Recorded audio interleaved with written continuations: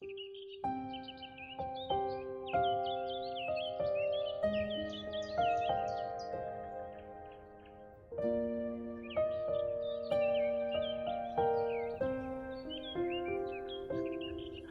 ថបទសំឡេងប្រវត្តិវិទ្យាថ្នាក់ទី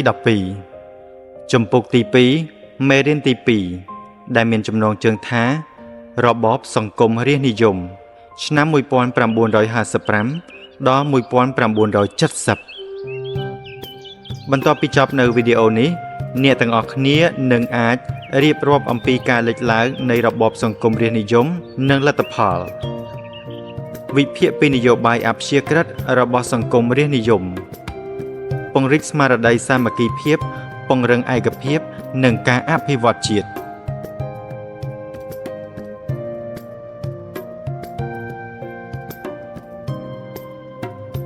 បារាំងបានមកធ្វើអាណានិគមលើទឹកដីខ្មែរអស់រយៈពេលជិត1សតវត្សរ៍ព្រះបាទនរោត្តមសីហនុបានទាមទារឯករាជ្យពីបារាំងនៅឆ្នាំ1953តទៅនេះយើងនឹងសិក្សាអំពីចំណុចទី1ដែលនិយាយអំពី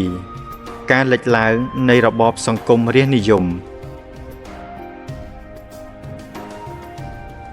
ក្រោយសន្ធិសញ្ញាទីក្រុងហ្សឺណែវឆ្នាំ1954កម្ពុជាបានទទួលសន្តិភាពពេញលេញតាមព្រះរាជតម្រិះរបស់សម្ដេចព្រះនរោត្តមសីហនុថាប្រសិនបើបញ្ហាផ្ទៃក្នុងនៅតែប្រេះស្រាំគ្មានឯកភាពជាតិនោះយើងមិនអាចកសាងជាតិដែលទៅតែងើបពីនឹមត្រួតត្រាបាននោះឡើយព្រះរាជតម្រិះចង់ឲ្យគណៈបកនយោបាយមហាជនរួមរស់ជុំវិញព្រះមហាក្សត្រប៉ុន្តែរដ្ឋធម្មនុញ្ញឆ្នាំ1947បានបញ្ញត្តិក្រឹត្យអំណាចនៃព្រះមហាក្សត្ររាល់ទស្សនៈនយោបាយរបស់ព្រះមហាក្សត្រត្រូវធ្វើសេចក្តីស្នើទៅសភាទើបមានសុពលភាពគណៈបកដែលអង្គុយក្នុងសភាជារបាំងមួយរារាំងជានិច្ចទោះជាកម្មវិធីរបស់ព្រះមហាក្សត្រល្អយ៉ាងណាក៏ដោយថ្ងៃទី2ខែមីនាឆ្នាំ1955សម្ដេចព្រះនរោត្តមសីហនុបានផ្សព្វផ្សាយសេចក្តីថ្លែងការណ៍អំពីការចាកចេញពីរាជបល្ល័ង្កហើយថ្វាយរាជបល្ល័ង្កទៅព្រះបិតានរោត្តមសុរាម្រិតថ្ងៃទី22ខែមីនាឆ្នាំ1995សម្ដេចព្រះនរោត្តមសីហនុបានប្រកាសបង្កើតអង្គការនយោបាយគឺសង្គម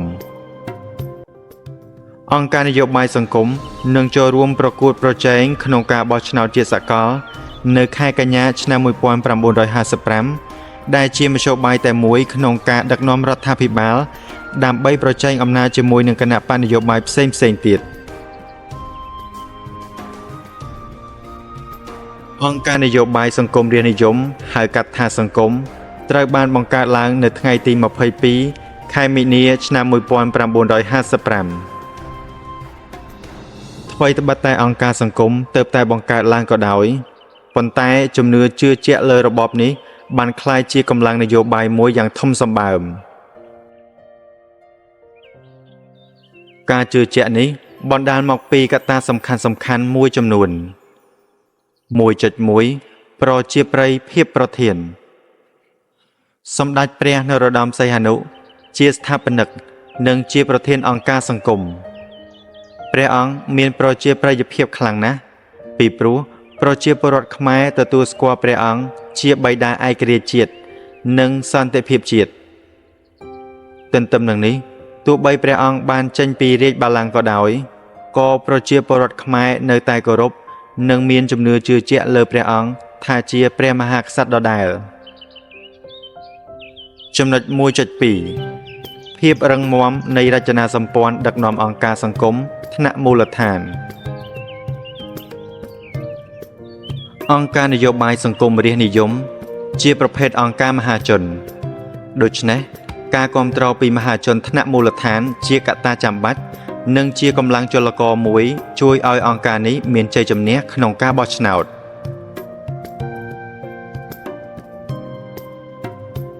មន្ត្រីរាជការប្រជាជនទូទៅបានចូលជាសមាជិកអង្គការសង្គមរាស្ត្រនិយមយ៉ាងច្រើនសន្ធឹកសន្ធាប់ ចំណុច 1.3 និយាយអំពីក្បាលម៉ាស៊ីនដឹកនាំ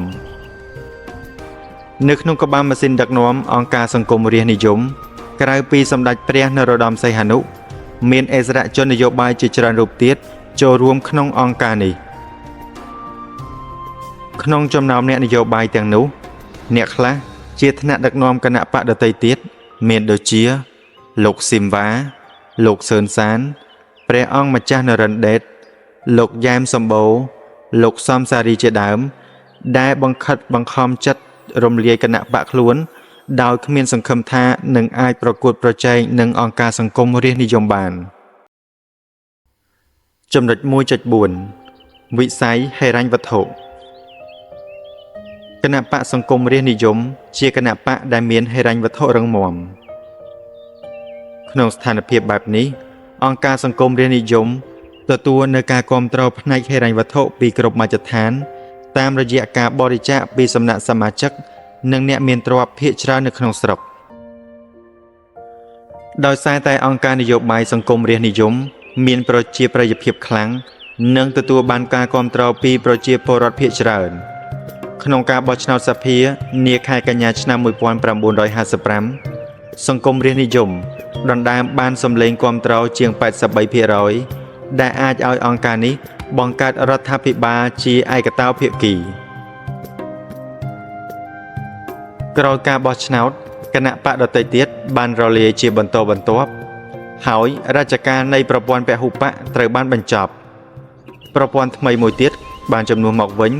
គឺប្រព័ន្ធឯកបកសង្គមរាស្ត្រនិយមអង្គការសង្គមរាស្ត្រនិយមគ្រប់គ្រងរដ្ឋាភិបាលរហូតដល់ថ្ងៃទី 18 ខែមិនិនាឆ្នាំ 1970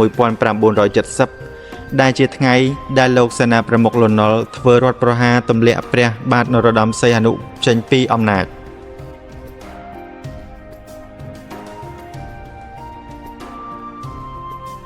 ចំណុចលេខ 2 សមាជជាតិក្រោយពេលដែលអង្គការនយោបាយសង្គមរាស្ត្រនិយមបានចាប់បដិសន្ធិឡើងគេបានរៀបចំបង្កើតសមាជដែលដំបូងឡើយសមាជិកអង្គការសង្គមរាស្ត្រនិយមប៉ុណ្ណោះដែលចូលរួមនៅក្នុងសមាជដើម្បីរៀបចំអនុម័តផែនការយុទ្ធសាស្ត្រនយោបាយនានាថ្ងៃទី 25 ខែកញ្ញាឆ្នាំ 1995 អង្គការសង្គមរាស្ត្រនិយមបានរៀបចំសមាជដែលនៅក្នុងនោះមានការចូលរួមពីសំណាក់មហាជនគ្រប់ស្រទាប់រួមទាំងតំណាងគណៈបកផ្សេងទៀតទោះបីជាគេមិនទាន់ទទួលស្គាល់សមាជតាមផ្លូវច្បាប់ក៏ដោយក៏សមាជដើរតួនាទីជាវេទិកាសម្រាប់មហាជននិងអ្នកដឹកនាំចោតនិងសួរដេញដោលជុំវិញបញ្ហានយោបាយក្នុងនិងក្រៅប្រទេសចាប់ពីពេលនោះមកគេហៅសមាជថាជាសមាជជាតិមានពលរដ្ឋច្រើនសន្ធឹកសន្ធាប់រាប់ពាន់នាក់បានចូលរួមនៅក្នុងសមាជជាតិសមាជជាតិត្រូវបានរៀបចំនិងដឹកនាំដោយគណៈកម្មាធិការកណ្ដាលនៃអង្គការសង្គមរាស្ត្រនិយមដែលមានសម្ដេចព្រះនរោត្តមសីហនុជាប្រធានសមាជជាតិសម្រេចបានសមិទ្ធផលជាច្រើនដូចជាការប្រឆាំងនឹងអំពើពុករលួយការកំណត់ភាសាខ្មែរជាផ្លូវការសភាតំណាងរាស្ត្រមានសិទ្ធិចូលរួមក្នុងការកែលម្អអសកម្មភាពរដ្ឋបាលនិងទាមទារឲ្យដាក់ទណ្ឌកម្មលើមន្ត្រីរាជការណាដែលអសកម្មជាដើមប៉ុន្តែដោយទំហំនៃការងារធំពេកសមាជជាតិមិនអាចឆ្លើយតបបានទាំងស្រុងទៅតាមបំណងនិងតម្រូវការរបស់ប្រជាជនទេគឺសម្រាប់តែកិច្ចការណាដែលចាំបាច់និងមានគម្រោងទុកជាមុនតែប៉ុណ្ណោះដោយមើលឃើញថាសមាជជាតិជាស្ថាប័នការពារអំណាចសង្គមរាស្ត្រនិយមសម្ដេចព្រះនរោត្តមសីហនុបានទាមទារឲ្យគេអនុម័តបញ្ចូលសមាជទៅក្នុងស្ថាប័នរដ្ឋតាមច្បាប់ទោះបីជាមានការពិភាក្សាគ្នាយ៉ាងតឹងរ៉ឹងយ៉ាងណាក្តីនៅទីបំផុតសមាជត្រូវបានសភាអនុម័តឲ្យក្លាយជាស្ថាប័នរដ្ឋបើយោងទៅតាមរដ្ឋធម្មនុញ្ញនៃសម័យនោះសមាជជាតិគឺស្ថាប័ននយោបាយរដ្ឋដែលទាមទារឲ្យមានការជំនួបប្រជាពលរដ្ឋជាមួយនឹងមន្ត្រីរដ្ឋាភិបាលដើម្បីពិភាក្សាអំពីប្រយោជន៍រួមជាតិរដ្ឋាភិបាលនិងសភាជាតិត្រូវបំពេញតាមនៅអ្វីដែលជាសេចក្តីត្រូវការរបស់សមាជជាតិ ដែលប្ររពឡើងពីរដងក្នុងមួយឆ្នាំប្រសិនបើសហភាពជាតិនិងរដ្ឋាភិបាលសម្ដែងនៅការមិនពេញចិត្តចំពោះការអនុម័តរបស់សមាជិកទេនោះគេត្រូវលើកយករឿងនេះទៅពិភាក្សាបន្តក្នុងសមាជិកលើកក្រោយទៀតបើពុំមានទស្សនៈជាឯកច្ឆន្ទនោះទេបញ្ហានេះត្រូវលើកយកធ្វើជាប្រជាមតិ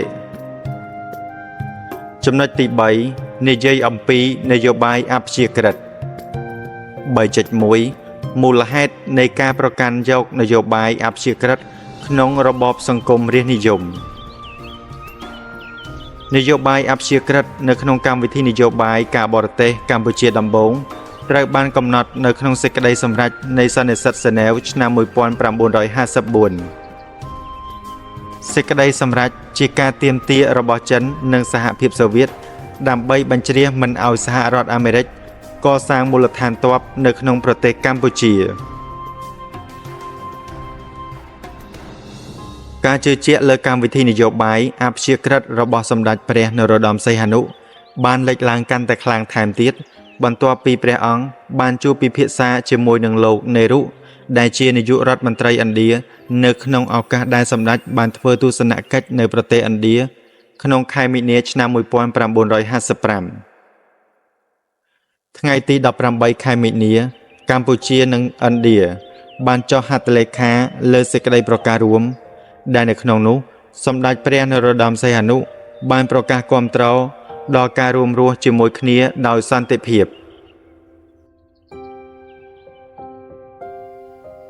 នៅខែមេសាឆ្នាំ 1955 ក្នុងឱកាសសន្និសីទប្រទេសអាស៊ីនិងអាហ្វ្រិកនាទីក្រុងបាន់ដុងឥណ្ឌូនេស៊ីព្រះនរោត្តមសីហនុ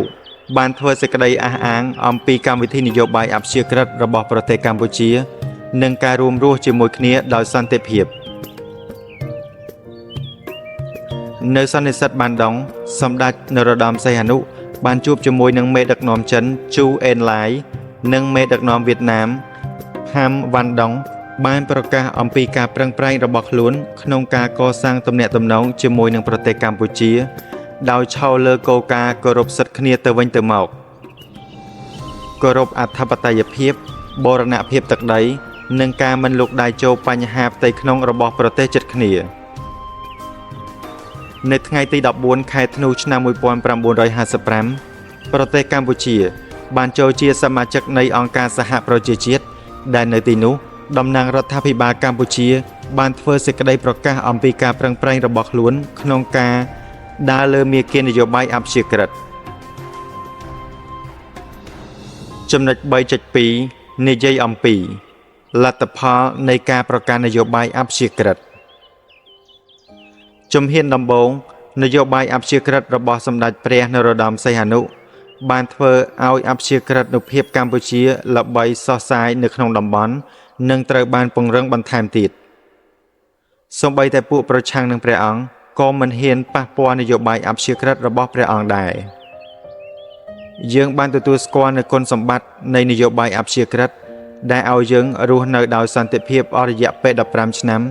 ខណៈពេលដែលប្រទេសជិតខាងកំពុងឆាបឆេះក្នុងភ្លើងសង្គ្រាមគឺប្រទេសវៀតណាមនយោបាយអព្យាក្រឹតរបស់កម្ពុជាមានការចុះខ្សោយនៅក្នុងដំណាក់កាលនៃសង្គ្រាមត្រជាក់ដោយសារតែប្រទេសមហាអំណាចទាំងពីរប្លុកមិនប្រកបប្រជាទុកឲ្យប្រទេសកម្ពុជាបានសន្តិភាពតាមផ្លូវអព្យាក្រឹតរបស់ខ្លួនឡើយសកម្មភាពនយោបាយរបស់សហរដ្ឋអាមេរិកនិងថៃវៀតណាមខាងត្បូងមានទិសដៅក្នុងការប្រឆាំងនឹងនយោបាយសម្ដេចព្រះនរោត្តមសីហនុសហរដ្ឋអាមេរិកបានបន្តផ្តល់ជំនួយដល់កម្ពុជាប៉ុន្តែជំនួយនេះគឺមានទិសដៅចិញ្ចឹមពួកស្ដាមនិយមនៅក្នុងកម្ពុជាដើម្បីធ្វើជាមធ្យោបាយដើម្បីផ្ដួលរំលំសម្ដេចព្រះនរោត្តមសីហនុជំនួយសហរដ្ឋអាមេរិកភាគច្រើនគឺជួយដល់វិស័យយោធាហើយមួយផ្នែកទៀតបានធ្លាក់ក្នុងដៃអ្នកមានអំណាចពុករលួយជាក់ស្ដែងនៅពេលដែលគេបានទទួលលាភសក្ការៈតាមរយៈជំនួយសហរដ្ឋអាមេរិកពួកមន្ត្រីឆក់ឱកាសទាំងនោះបានប្រឆាំងនឹងសម្ដេចព្រះនរោត្តមសីហនុកាន់តែខ្លាំងរីឯពួកថៃនិងវៀតណាមខាងត្បូងបានធ្វើសកម្មភាពយ៉ាងចំហប្រឆាំងនឹងកម្ពុជាដូចជាការបិទព្រំដែនសេដ្ឋកិច្ច និងធ្វើវិធានសេនាយោធាតាមព្រំដែនជាដើមថៃបានគាំទ្រសកម្មភាពពួកខ្មែរសេរីដែលជាកងទ័ពឧទាមប្រឆាំងនឹងរដ្ឋាភិបាលកម្ពុជាដោយផ្ដល់ដីឲ្យកសាងជំរំហាត់ទ័ពកសាងស្ថានីយវិទ្យុផ្សព្វផ្សាយសម្លេងឃោសនាដើម្បីប្រឆាំងនឹងនយោបាយសង្គមរាស្ត្រនិយមរីឯវៀតណាមបានធ្វើការឈ្លានពានចូលនៅក្នុងខេត្តតាមព្រំដែនសរុបសេចក្តីមកយើងឃើញថានៅក្នុងស្ថានភាពនៃសង្គ្រាមត្រជាក់ប្រទេសកម្ពុជាពិតមិនអាចប្រកាន់គោលនយោបាយអព្យាក្រឹតបានទេពីព្រោះពុំអាចមានលទ្ធភាពការពារខ្លួនឯងទប់ទល់ទៅនឹងការលុកលុយពីសំណាក់ប្រទេសមហាអំណាចបានឡើយដូចនេះនយោបាយអព្យាក្រឹតកម្ពុជាត្រូវបានបញ្ចប់ដោយកម្លាំងខាងក្នុងនៃការធ្វើរដ្ឋប្រហារថ្ងៃទី18ខែមីនាឆ្នាំ1970ដែលដឹកនាំដោយលោកលន់ នល់ សិរិមតៈដើម្បីទម្លាក់ព្រះនរោត្តមសីហនុចេញពីតំណែងចំណុចលេខ4និយាយអំពីការឡើងកាន់កាប់អំណាចជាប្រមុខរដ្ឋរបស់សម្ដេចព្រះនរោត្តមសីហនុថ្ងៃទី3ខែមេសាឆ្នាំ1960ព្រះមហាក្សត្រនរោត្តមសុរាម្រិតបានចូលទីវាំងកុដការចូលទីវាំងកុដរបស់ព្រះមហាក្សត្របានคล้ายទៅជាបញ្ហាស្មុគស្មាញបំផុតតាក់ទិនទៅនឹងដំណោះស្រាយជាអ្នកបន្តរាជអនុលោមតាមរដ្ឋធម្មនុញ្ញឆ្នាំ1947ព្រះមហាក្សត្រថ្មីដែលមានខ្សែលោហិតព្រះបាទអង្គឌួងត្រូវជ្រើសរើសដោយក្រុមប្រឹក្សារាជសម្បត្តិមាត្រា25ថ្ងៃទី6ខែមេសាឆ្នាំ1960មានការប្រជុំរបស់ក្រុមប្រឹក្សារាជសម្បត្តិដែលនៅក្នុងនោះមានដូចជាទ្រង់ស៊ីសវត្តមុនីរ៉េតប្រធានក្រុមប្រឹក្សារាជវង្សទ្រង់វត្ថាឆាយាវង្សប្រធានក្រុមប្រឹក្សាព្រះមហាក្សត្រលោកជួបហែលប្រធានសភាជាតិ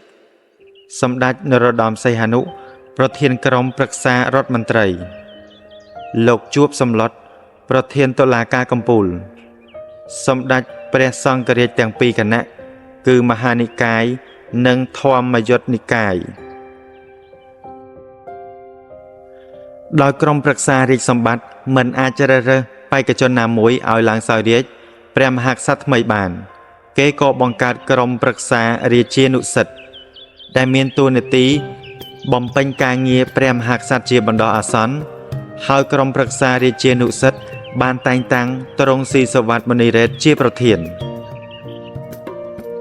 ដោយយោងទៅតាមច្បាប់រដ្ឋធម្មនុញ្ញនៅពេលដែលព្រះមហាក្សត្រថ្មីមិនទាន់មានតួនាទីប្រមុខរដ្ឋត្រូវបំពេញដោយប្រធានសភាព្រះនរោត្តមសីហនុបានសុំលាលែងពីតំណែងប្រធានក្រុមប្រឹក្សារដ្ឋមន្ត្រីរាជរដ្ឋាភិបាលបានសម្រេចចិត្តរៀបចំធ្វើប្រជាមតិដើម្បីពង្រឹងគោលជំហរនយោបាយសង្គមរាស្ត្រនិយមប្រជាមតិបានប្រព្រឹត្តឡើងនៅថ្ងៃទី5ខែមិថុនាឆ្នាំ1960សញ្ញាឆ្នោតដែលគេយកមកធ្វើប្រជាមតិមានសញ្ញាឆ្នោតដែលមានព្រះឆាយាល័ក្ខណ៍សម្ដេចព្រះនរោត្តមសីហនុដែលមានន័យថាព្រមទទួលយកកម្មវិធីនយោបាយសង្គមរាស្ត្រនិយមសញ្ញាឆ្នោតដែលមានរូបសង្ឃងុកថាញ់មានន័យថាគាំទ្រខ្មែរសេរីនិងនយោបាយទំនោរទៅកាន់លោកខាងលិចនិងសញ្ញាឆ្នោតពណ៌ក្រហមមានន័យថាគាំទ្រដល់ទស្សនៈក្រមប្រជាជនជាលទ្ធផលប្រជាជនចំនួន 99.98% បានបោះឆ្នោតគាំទ្រកម្មវិធីនយោបាយសង្គមរាស្ត្រនិយមនិងសម្ដេចព្រះនរោត្តមសីហនុបន្ទាប់ពីបានប្រកាសលទ្ធផលប្រជាមតិរួចមកសម្ដេចព្រះនរោត្តមសីហនុបានធ្វើសន្ទរកថានៅចំពោះមុខប្រជាជននាក្រុងកែបដែលក្នុងនោះព្រះអង្គបានបញ្ជាអំពីសេចក្តីប៉ងប្រាថ្នារបស់ព្រះអង្គចង់កាន់តំណែងជាប្រមុខរដ្ឋប្រសិនបើប្រជាពលរដ្ឋស្នើឲ្យព្រះអង្គបន្ទាប់ពីនោះ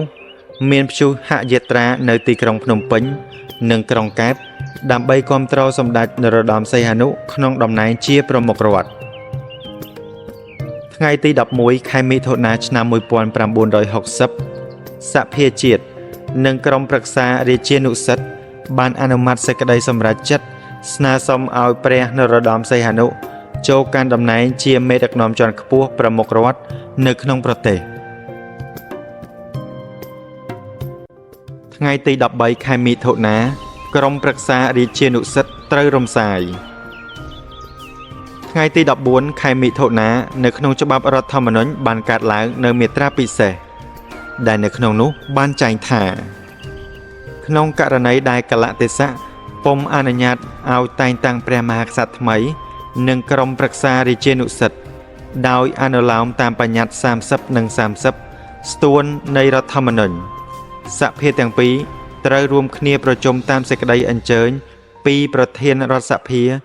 និងដោយអនុលោមទៅតាមឆន្ទៈរបស់ប្រជារាស្ត្រសភាទាំងពីរអាចលើកអំណាចនិងបុព្វសិទ្ធិទាំងឡាយរបស់ប្រមុខរដ្ឋប្រកល់ទៅឲ្យអិសរជនមួយរូបដែលប្រជាជនស្រឡាញ់ទុកចិត្តនៅថ្ងៃទី20ខែមិថុនាឆ្នាំ1960សម្ដេចព្រះនរោត្តមសីហនុបានចូលកាន់កាប់តំណែងជាព្រះប្រមុខរដ្ឋទំនាស់ជុំវិញបញ្ហារាជបល្ល័ង្កត្រូវបានបញ្ចប់ស្ថាប័នរាជានិយមត្រូវបានថែរក្សាជាបន្តហើយព្រះមហាក្សត្រយានីកុសុមនារីរតន៍ដែលជាព្រះមេដាសម្ដេចនរោត្តមសីហនុបានគង់ប្រថាប់ជានិមិត្តរូបនៃព្រះរាជបល្ល័ង្កចំណុចទី5សមិទ្ធផលសង្គមរាស្ត្រនិយម 5.1 លើវិស័យសេដ្ឋកិច្ចរាជរដ្ឋាភិបាលបានយកចិត្តទុកដាក់លើវិស័យកសិកម្មដោយពង្រីកផ្ទៃដីកសិកម្មការជ្រើសរើសពូជនយោបាយទឹកនិងការប្រើប្រាស់ជីផលស្រូវនៅឆ្នាំ1955ទទួលបានចំនួន 1,048,400,000 តោនហើយឆ្នាំ1968ទទួលបាន 3,025,000 តោនផលកប្បាសនៅឆ្នាំ1964ទទួលបាន 5,000 តោនដែលនៅក្នុងនោះ 2 តោនបម្រើរោងចក្រតម្បាញនៅក្នុងស្រុកហើយ 3 តោនទៀតនាំចេញទៅក្រៅប្រទេសផលចិញ្ចឹមសត្វស្លាបនៅឆ្នាំ1957ទទួលបានចំនួន 3,073,000 ក្បាលហើយនៅឆ្នាំ1965ទទួលបានចំនួន 4,019,000 ក្បាលសត្វគោនៅឆ្នាំ1955មានចំនួន 30,000 ក្បាលនៅឆ្នាំ1965មានចំនួន 62,000 ក្បាលជ្រូកនៅឆ្នាំ1955មានចំនួន 39,000 ក្បាលហើយនៅឆ្នាំ1965មានចំនួន 98,000 ក្បាលព្រៃឈើជាធនធានធម្មជាតិដ៏សំខាន់សម្រាប់ជីវភាពប្រជាជនកម្ពុជាទើបរដ្ឋាភិបាលបង្កើតរុក្ខទេវានៅគ្រប់ខេត្តក្រុងវិស័យនេសាទមានការរីកចម្រើនគួរឲ្យកត់សម្គាល់និងអាចបម្រើជីវភាពប្រជាជននៅក្នុងកម្ពុជានិងនាំចេញទៅលក់នៅឯបរទេសថែមទៀតក្រៅពីនេះរាជរដ្ឋាភិបាលបានបង្កើតក្រុមបសុពេទ្យដើម្បីព្យាបាលជំងឺសត្វចំណុច 5.2 វិស័យគមនាគមន៍នៅឆ្នាំ1954ពង្រីកកំពង់ផែភ្នំពេញនិងសាងសង់កំពង់ផែទឹកប្រៃក្នុងក្រុងព្រះសីហនុដើម្បីបម្រើទំនាក់ទំនងអន្តរជាតិនៅឆ្នាំ1956កសាងផ្លូវជាតិលេខ4ពីភ្នំពេញទៅក្រុងព្រះសីហនុដែលមានចម្ងាយប្រវែង226គីឡូម៉ែត្រនៅឆ្នាំ1958ពង្រីកអាកាសយានដ្ឋានអន្តរជាតិនៅប៉ូចិនតុងនៅឆ្នាំ1959កសាងអាកាសយានដ្ឋានអន្តរជាតិខេត្តសៀមរាបនៅឆ្នាំ1960ព្រះបាទនរោត្តមសីហនុបានដឹកនាំកសាងផ្លូវរថភ្លើង2ខ្សែពីភ្នំពេញ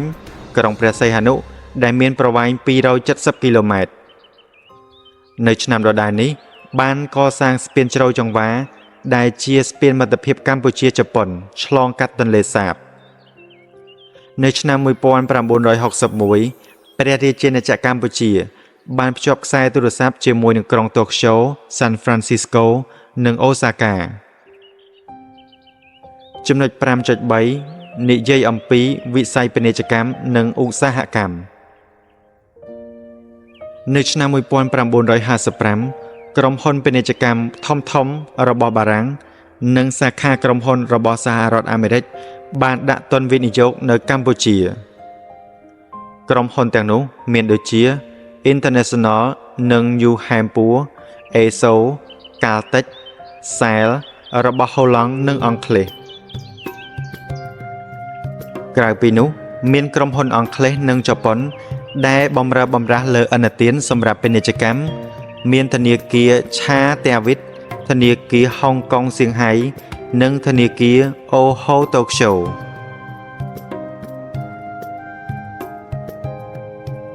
ចាប់ពីឆ្នាំ 1956 មកការប្រើប្រាស់ឥណទានខាងពាណិជ្ជកម្មក្រៅប្រទេសកម្ពុជាបានប្រកួតប្រជែងជាមួយនឹងមូលធនបារាំងអាមេរិកអង់គ្លេសនិងជប៉ុននៅឆ្នាំ 1962 មូលធនបារាំងបានកាន់កាប់សកម្មភាពពាណិជ្ជកម្មនៃក្រុមហ៊ុននាំចេញក្នុងប្រទេសកម្ពុជា 1/3 នៅឆ្នាំ 1963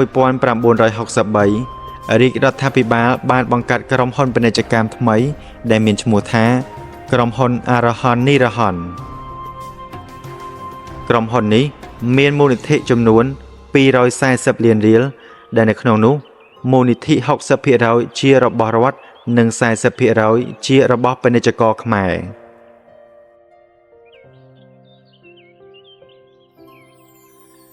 នៅឆ្នាំ 1964 រាជរដ្ឋាភិបាលបង្កើតក្រុមហ៊ុនពាណិជ្ជកម្មរដ្ឋនិងឯកជន2គឺក្រុមហ៊ុនខ្មែរនៃការទិញផលិតផលកសិកម្មនិងក្រុមហ៊ុនជាតិនៃការចែករំលែកទំនិញនាំចូលហើយក្រុមហ៊ុនទាំងពីរនេះមានតួនាទីសម្រាប់បម្រើឲ្យក្រុមហ៊ុន Sonexim ក្រៅពីនេះរាជរដ្ឋាភិបាលបានកសាងរោងចក្រជាច្រើនដូចជារោងចក្រវិជ្ជាភ័ណ្ឌនៅខេត្តកំពង់ចាមរោងចក្រក្តារបន្ទះដីឥដ្ឋរោងចក្រកែវចំការដូងនៅខេត្តកណ្ដាលរោងចក្រក្រដាសនៅខេត្តក្រចេះរោងចក្រស៊ីម៉ងចក្រក្រៃតឹងនៅខេត្តកំពតរោងចក្រក្រចៅដូនទាវនៅខេត្តបាត់ដំបងរោងចក្រស្ករកំពង់ត្រាំនៅខេត្តកំពង់ស្ពឺរោងចក្រស្រាបៀរនិងដំឡើងត្រាក់ទ័រនៅក្រុងព្រះសីហនុចំណុច 5.4 វិស័យវប្បធម៌រាជរដ្ឋាភិបាលបានយកចិត្តទុកដាក់លើវិស័យសិក្សាធិការជាតិដោយបណ្ដុះបណ្ដាលគ្រូបង្រៀនកសាងសាលារៀនចាប់ពីបឋមសិក្សាដល់សាកលវិទ្យាល័យនៅឆ្នាំ 1960 រាជរដ្ឋាភិបាលបង្កើតសាកលវិទ្យាល័យភូមិន្ទភ្នំពេញហៅកាត់ថា RUPP សាកលវិទ្យាល័យនីតិសាស្ត្រមហាវិទ្យាល័យវេជ្ជសាស្ត្រថែមទាំងបញ្ចូលនិស្សិតខ្មែរឲ្យទៅសិក្សាបរទេសពិសេសគឺប្រទេសបារាំងសាស្ត្រាចារ្យឧត្តមសិក្សាដែលមាន7នាក់តែក្រោយមកកើនដល់ 1935 នាក់ចាប់ពីឆ្នាំ 1961 រាជរដ្ឋាភិបាលបានលើកស្ទួយវិស័យកីឡាឲ្យមានសន្ទុះខ្លាំងក្លាដោយបណ្ដុះបណ្ដាលកីឡាគ្រប់ខេត្តក្រុងថែមទាំងជួលគ្រូបង្វឹកពីបរទេសថែមទៀតផងនៅឆ្នាំ 1964 កសាងពហុកីឡារដ្ឋានជាតិអូឡ িম্প ិកដែលទទួលបានទស្សនិកជនចំនួន 50,000 នាក់ដោយឡែកខាងពុទ្ធសាសនាក៏មានការយកចិត្តទុកដាក់យ៉ាងខ្លាំងពីសម្ដេចព្រះបាទនរោត្តមសីហនុដោយបង្កើតពុទ្ធិកបឋមសិក្សារហូតដល់ពុទ្ធិកមហាវិទ្យាល័យចំណុច 5.5 និយាយអំពីវិស័យសង្គមគិច្ចក្រមមាគ៌ាសង្គមរាស្ត្រនិយមរាជរដ្ឋាភិបាលបានយកចិត្តទុកដាក់ទៅលើសុខុមាលភាពនិងជីវភាពរបស់ប្រជាជនរាស្ត្រដោយចាត់ឲ្យកសាងមន្ទីរពេទ្យគ្រប់ខេត្តក្រុងដើម្បីការពារនិងព្យាបាលជំងឺឲ្យប្រជារាស្ត្រដូចជាកសាងមន្ទីរពេទ្យកុមារគន្ធបុប្ផាឱសថកាល័យព្រះសុរាម្រិតវិទ្យាល័យភូមិន្ទវិជ្ជាពេទ្យមន្ទីរសម្ភពផាសផាងាមមន្ទីរពេទ្យព្រះកុសមៈហៅថាពេទ្យលោកសង្ឃការអភិវឌ្ឍជនបទប្រព្រឹត្តទៅយ៉ាងស្រស្រាក់ស្រស្រាមដូចជាការរក្សាអនាម័យតាមលំនៅឋានជីកអណ្ដូងទឹក សង់ផ្ទះជីកស្រះឲ្យប្រជាពលរដ្ឋមិនតែប៉ុណ្ណោះនៅឆ្នាំ1961បានបង្កើតមជ្ឈមណ្ឌលអប់រំស្ត្រីបេសាចារនៅទួលគោកនិងផ្ដល់សិទ្ធិឲ្យស្ត្រីឆោឈ្មោះបោះឆ្នោតនិងមានសិទ្ធិបោះឆ្នោតសមិទ្ធផលទាំងនេះជាគោលការណ៍ក្នុងរបបសង្គមរាស្ត្រនិយមដែលប្រកាន់យកគោលនយោបាយលទ្ធិប្រជាធិបតេយ្យ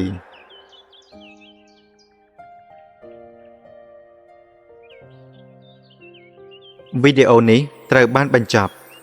ប្រសិនបើអ្នកទាំងអស់គ្នាពេញចិត្តនៅវីដេអូខាងលើនេះសូមជួយចុច Like Subscribe ដើម្បីទទួលបានវីដេអូរៀងរាល់ថ្ងៃសូមអរគុណនិងសូមជម្រាបលា